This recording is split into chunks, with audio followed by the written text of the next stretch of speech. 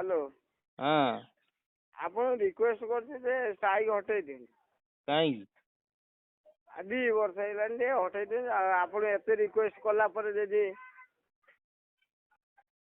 Hello ଆମେ ତ ଭୁଲ ତ କରିଛୁ। ଆମେ ତ ମାନୁଛୁ ନିଜେ ଭୁଲ କରୁଛୁ। ପୁନର୍ବାର ଜଣଙ୍କୁ ଥରେ କ୍ଷମା କରାଯାଏ, ଦ୍ୱିତୀୟ ଥର ଯଦି ସେମିତି କଲା ତମେ ସେଇଟା କରିବ। ଅନ୍ଧଭକ୍ତଙ୍କୁ ଟୋଟାଲ କ୍ଷମା କରାଯାଏନି।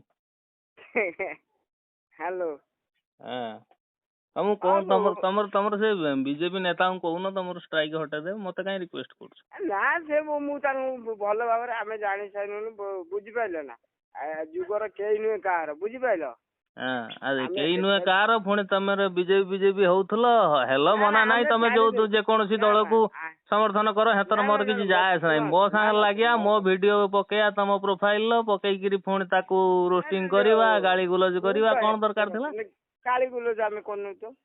ଆଉ ଗାଳି ଗୁଲଜ ନ କରୁଥିଲେ ମୁଁ କାହିଁ ଷ୍ଟ୍ରାଇକ୍ ମାରିବି ଯେ? ନାଇଁ ଗୋଟିଏ ଭିଡିଓଟା ଯୋଉ ନମିତା ଅଗ୍ରୱାଲ ଗୀତ ଗାଇଥିଲେ ସେଇଟାକୁ ମୁଁ ଆଣିକି ପକେଇଥିଲି, ତମେ ସେଇଠୁ ଷ୍ଟ୍ରାଇକ୍ ମାରିଥିଲ। ଗାଳି ଗୁଲଜ ମୁଁ କାହାକୁ କରେ ନା, ବୁଝିପାରିଲ ନା? ହ୍ୟାଲୋ ଆଜିକାଲି ଦେଖ ଦୁନିଆରେ ଦେଖ, ମୁଁ ଯୋଉଟାକୁ ଭାବୁନି ନା, ଆମେ ଯୋଉଟା ଭାବୁଛୁ ସେଟା ସମସ୍ତେ ସମାନ, ବୁଝିପାରିଲ? ଯିଏ ଲଙ୍କା ତମର ସେଇ ବିଜେପି ନେତାଙ୍କୁ କୁହ ସେ ଷ୍ଟ୍ରାଇକ୍ ହଟାନ୍ତୁ, ମୁଁ ପାରିବିନି। ହ୍ୟାଲୋ ତ ହଟେଇ ଦିଅ।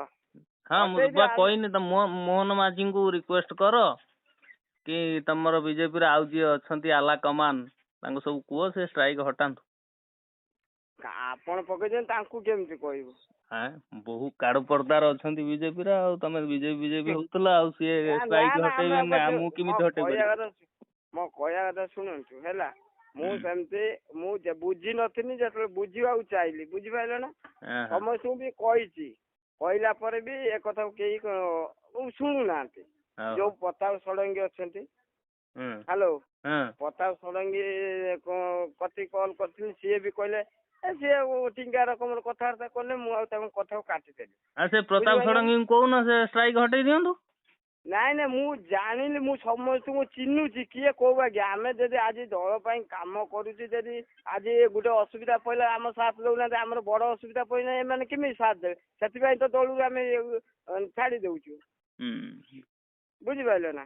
ଆମେ ଗୋଟେ ହଉ ତମ ଆଇଡି ଟା ମତେ ପଠେଇ ଦିଅ ହ୍ୱାଟ୍ସଆପ ରେ, ମୁଁ ଦେଖୁଛି।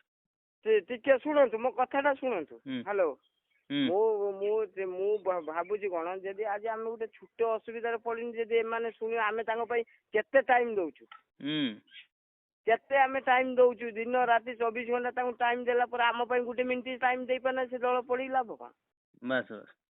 ବୁଝିପାରିଲ? ସେଥିପାଇଁ ଆପଣ ଥରେ ମତେ ଇଏ କରନ୍ତୁ, ମୁଁ ସାଙ୍ଗେ ସାଙ୍ଗେ ଯେତିକି ଭିଡିଓ କରିଛି ଡିଲିଟ କରିଦେବି। କାହିଁକି ମୁଁ ତାଙ୍କର, ବୁଝିପାରିଲ?